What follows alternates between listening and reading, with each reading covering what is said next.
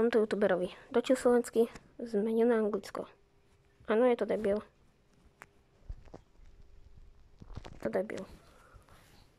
Nič inak k tomu nemám. Je to debil na views a jediné čo chce je views. Veľmi tie views mu nevychádzajú. Akože mal už lepšie. A je to MC Antolikos, áno, je to tak. Zmenil si meno aj všetko. A všetko tu má po anglicky. Ale neviem prečo nepoužíva logiku. No to si ukážem až potom, ale hlavne, že píše po slovensky v komentároch. Hej, a teraz napíše cez iný kanál. Nice.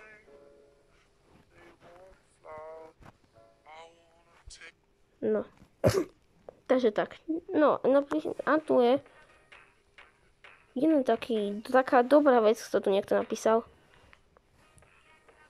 Nie, nebojte sa, bo som to ja na inom účte, no.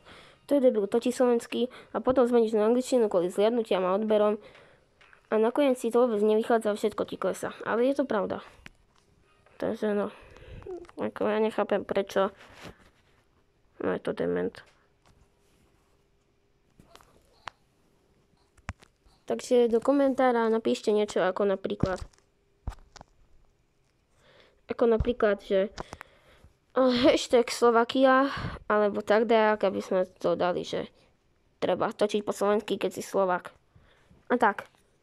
A ešte kľudne, hej, kľudne môžete napísať, že I hate him do jeho komentára a tak. Alebo že WTF, alebo hocičo, akože podľa vašich pocitov, lebo no. Točí po anglicky, točí dajaké. No. To ako spadol, pekne. Do toho tam pridá nejakú hudbu. Takže, no, tak. A toto som vám chcel povedať v tomto trošku kratšom videu. A tak no. Takže uvidíme sa u ďalšieho videa. A čus! Lajkujte, zdieľajte, odobrajte, zvončekujte. Ale v dnešnom videu to až tak nemusíte. Hlavne som vám chcel povedať to, čo sa deje. No akože, prečo mi tak vadí tento youtuber. Takže dobre. A čus.